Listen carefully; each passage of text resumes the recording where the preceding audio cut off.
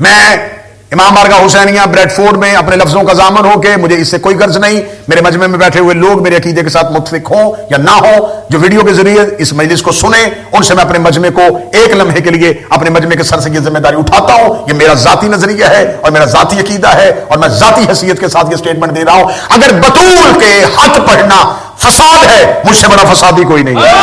نہیں ایسا نہیں کر سکتے، دیکھیں حالات خراب ہو جاتے ہیں۔ اگر علی کے فضائل کا پرچار کرنا غلو ہے تو مجھ سے بڑا غالی کوئی نہیں ہے۔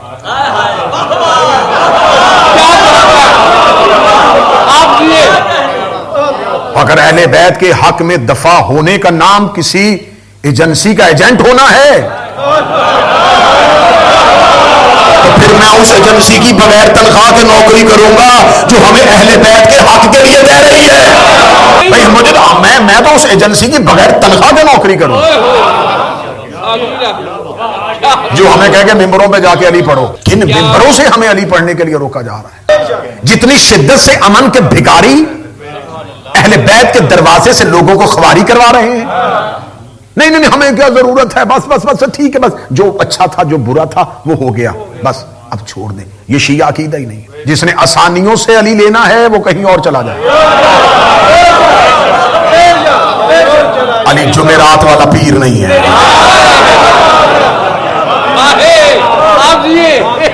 مشکلوں میں رہنے کا نام شیعت، لا کہنے کا نام شیعت، نہیں کہنے کا نام شیعت، انکار کرنے کا نام شیعت۔ جناب سیدہ کا حق ابن ابی الحدید نے اپنے استاد سے پوچھا ہے مدرسہ غربیہ بغداد میں بیٹھے ہوئے۔ اس نے کہا، اب اس نے اپنی اہل سنت ہے، معتزلی ہے، اس نے لکھا ہے اپنی شرح نہج البلاغہ میں، اس نے کہا میں نے اپنے استاد سے پوچھا جب بیٹھے ہوئے تھے تنہائی میں، میں نے کہا استاد محترم آپ کے میرے سوا کوئی نہیں بیٹھا، مجھے صرف اتنا بتائیں زہرا حق پہ تھی؟ میں فضائل پڑھ رہا ہوں۔ اس نے کہا ہاں سیدہ حق پہ تھی۔ اس نے کہا مسئلہ قضیہ فدق میں خلیفہ حق پہ تھا یا فاطمہ بنت محمد؟ استاد ایک لمحے کے لیے ابی حدید کہتا مجھے دیکھا اور کہنے لگا فاطمہ بنت محمد۔ اس نے کہا پھر خلیفہ نے حق کیوں نہیں دیا؟ ایک لمحے کے لیے ٹھنڈی سانس بھر کے ابی حدید کہتا میرے استاد نے کہا اگر وہ حق دے دیتا سیدہ اگلے دن علی کی خلافت لینے آ جاتی، کیونکہ زہرا کا سوال صرف جگیر کا سوال نہیں تھا، استحقاق کا سوال تھا۔ اگر وہ استحقاق ہی تسلیم کر جاتا، اہل بیت کے رائٹس ہی مان جاتا، تو پھر پہلا حق یہ تھا کہ اگر تم نے اہل بیت کے حقوق مان لیے تو پھر علی کا حق کہاں ہے؟ اس نے کہا یہ سوال زہرا صرف جگیر فدق نہیں تھا، یہ خلافت علی کا سوال تھا۔ اس لیے انہوں نے پہلے ہی لمحے پر سوال کو فراموش کر دیا تاکہ یہ اگلا سوال خلافت علی کا نہ آ سکے۔ اس کی ایک دلیل میرے پاس موجود ہے، میرا سلام ہے اس استاد کو جس نے اپنے شاگرد کے سامنے یہ حق گوئی کی۔ اس کا مجھے جواب تاریخ میں ایک جگہ پہ ملا جب ہارون الرشید نے امام سے پوچھا 7ویں شہنشاہ سے، اس نے اگر میں فدق واپس کرنا چاہوں، اگر میں کرنا چاہوں، میں کر تو نہیں رہا، اگر میں کرنا چاہوں تو مجھے بتا سکتے ہو؟ 7ویں امام موسی کاظم سے پوچھا کہ فدق کا رقبہ کتنا ہے؟ امام نے کہا تو نہیں دے سکتا، حدیث کی جو بھی کتاب اٹھاؤ گے اس میں لکھا ہے، اسے کہا میں دوں گا اگر آپ مجھے رقبہ بتا دیں۔ امام نے کہا سن، اس کی پہلی حد سمرقند، ایک افریقہ، ایک بحر خضر اور ایک مکہ۔ اس نے دیکھ کہا میں نے فدق پوچھا ہے، یہ آپ نے میری حکومت کا رقبہ بتایا ہے۔ نا سنیے گا، یہ میری حکومت کا رقبہ ہے، اتنی جگہ جو آپ نے بتائی اس میں اسلامی حکومت ہے میری قائم، میں فدق پوچھ رہا ہوں، آپ حکومت کا رقبہ بتا رہے ہیں۔ امام نے کہا اصل مطالبہ فدق ہی نہیں تھا، حکومت ہے تیری۔ اس نے میری اسلامی حکومت کا فدق کے ساتھ کیا تعلق؟ امام نے کہا بھول گیا جس نے چھینا تھا اس نے یہ کہہ کے چھینا تھا ہمیں فدق اس لیے چاہیے کہ ہمیں اپنے مجاہدین کو تنخواہیں دینی ہے، ہمیں جنگی اسلحہ خریدنا ہے، ہمیں لشکر بنانے ہیں۔ اس کا مطلب تم نے فدق ہم سے چھینا، اس سے گھوڑے خریدے، اس سے تلواریں خریدی، اس سے مجاہدوں کو تنخواہیں دی، پھر وہ مجاہد جہاں گئے جو رقبہ اسلام میں آتا گیا وہ تیری حکومت میں نہیں آیا، ہماری جگیر میں آیا۔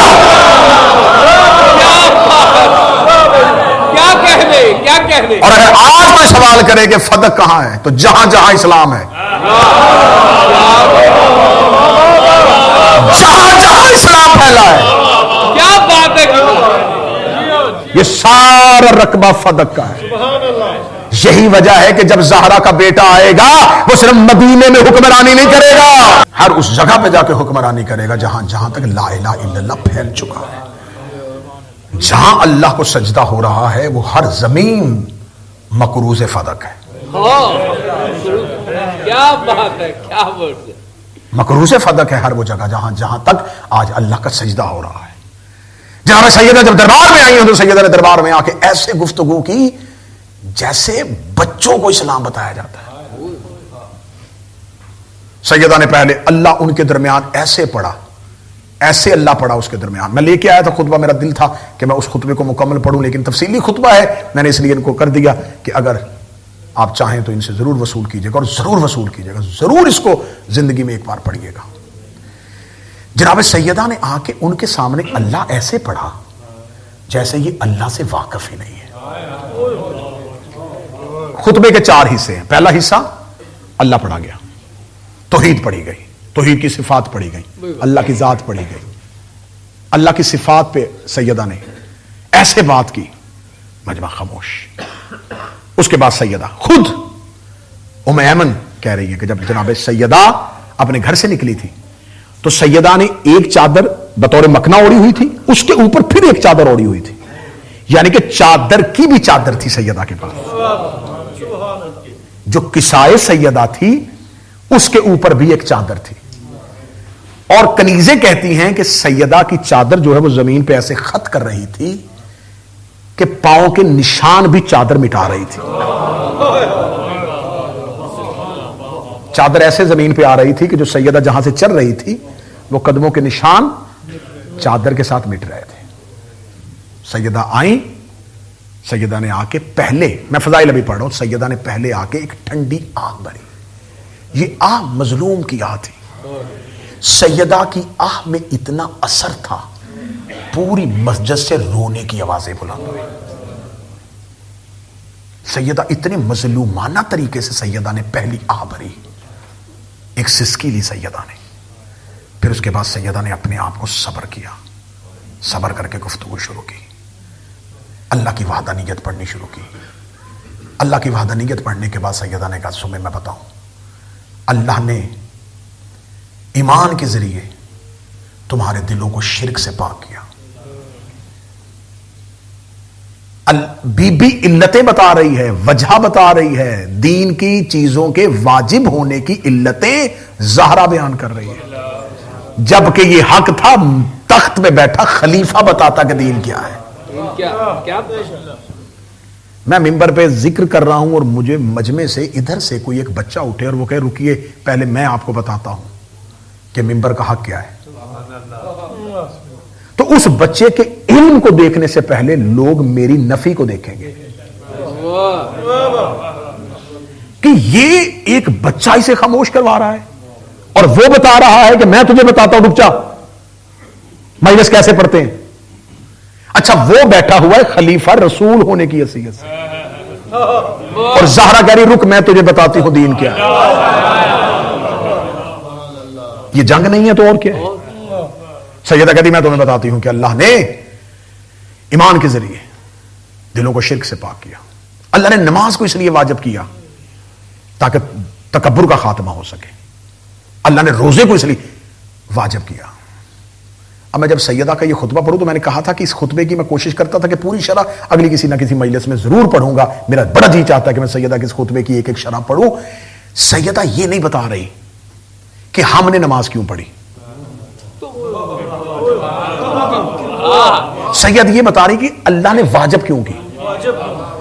اچھا یہ کس کو پتا ہے کہ اس نے کیوں واجب کی؟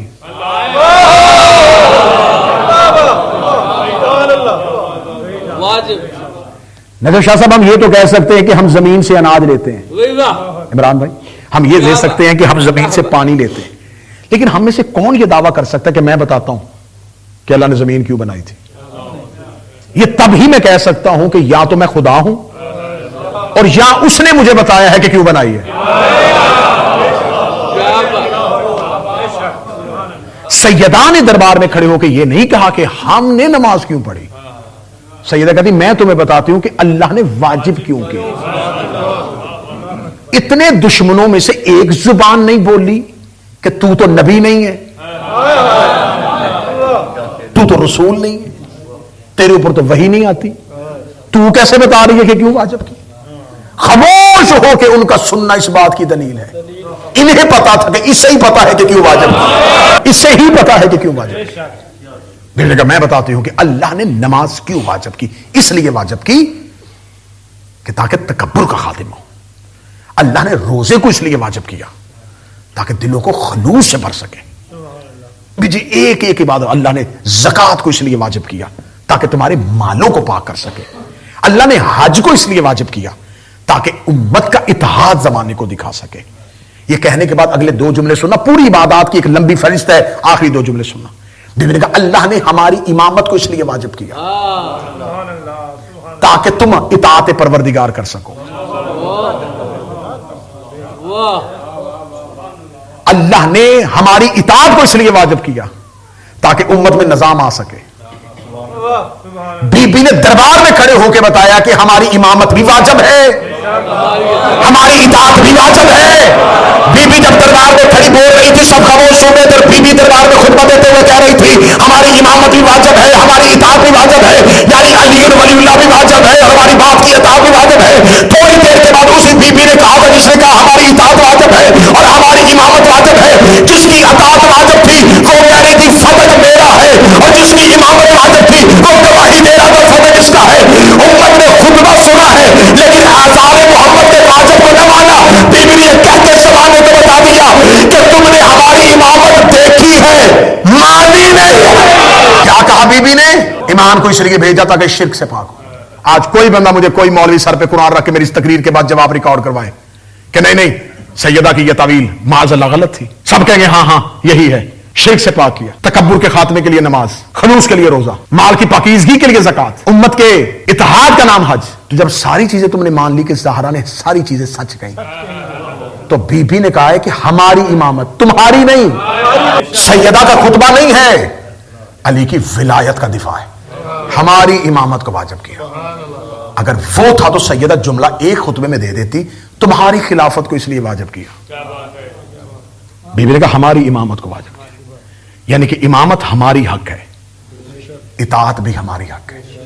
یہ کہنے کے بعد بی بی نے پھر جب اپنے گھر کا تعارف کروا دیا, اللہ کی عبادات کے واجب ہونے کی علتیں بیان کر دی, نبیوں کی بعثت اور رسالت کے مقصد کو بیان کر دیا, مولا امیر المومنین کے فضائل پڑھ دیے کہ میرے شوہر نے اسلام کے لیے کیا کیا کیا, میرے خاندان نے اسلام کے لیے کیا کیا کیا. یہاں پہلے بی بی نے پروردگار کا تعارف کروایا, نبیوں کا تعارف کروایا, اپنے بابا کا تعارف کروایا, اپنے شوہر کا تعارف کروایا. دین کی علتیں بتانے کے بعد اب بی بی نے دربار میں ایک نگاہ دوڑائی. نگاہ دوڑا کے بی بی کا جملہ نہ ہو, میں زبان کاٹ دوں آئندہ ممبر پہ نہ ہو. بی بی نے کہا اے عرب کے گندے جوہڑوں سے پانی پینے والوں, اے نجاست خورو, تم کیا تھے؟ آؤ میں تمہیں بتاؤں.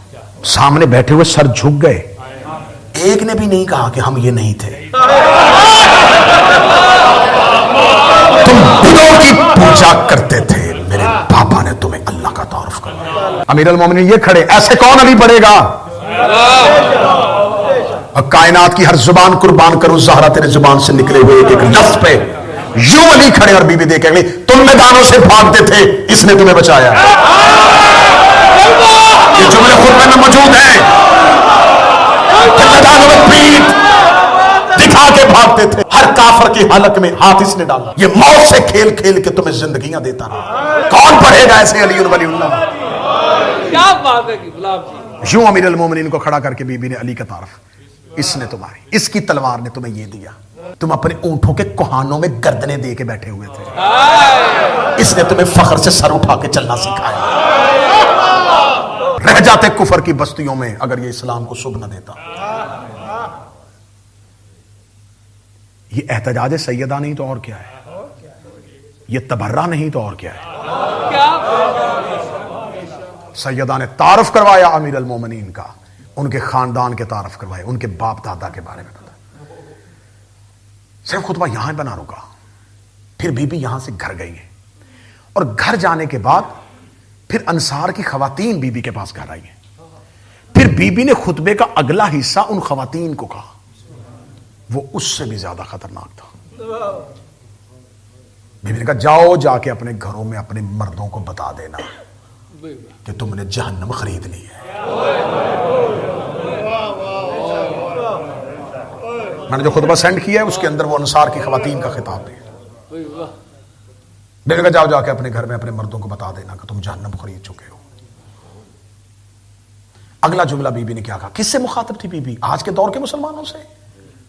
وہ لوگ جو ابھی کہہ رہے تھے کہ ہم نبی کے جانشین ہیں، بی بی ان سے کہہ رہی تھی اب تمہاری رسی ڈھیلی ہے، اب تم سے حشر کے دن سوال کریں گے،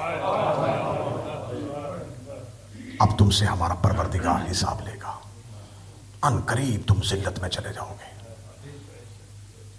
اور وہ زہرا ما کانا ما یکونا، جو جانتی تھی جو ہو چکا اور جو یہ بھی جانتی ہے جو ہوگا، وہ کہہ رہی ہے کہ اب تمہارے لیے اس دنیا میں کہیں بھی امان نہیں ہے. میری میری بد دعا تمہارا پیچھا کرے گی، میری بد دعا تمہارے تعاقب میں رہے گی. انصار کی خواتین روتی ہوئی گھر سے نکلی زہرا کے کہ زہرا نے ہمارے لیے چھوڑا ہی کچھ نہیں، اس نے ہمیں جہنم کا ایندھن بنا دیا. خاموش ہو گئی زہرا کی آواز مدینے میں. سیدہ صرف ایک دربار میں نہیں گئی، میں ممبر پہ ہوں، میں تمہارے سامنے ہوں، میں حوالے لے کے بیٹھا ہوں، جس نے پوچھنا ابھی پوچھ لو تو میں سیدہ کا واسطہ.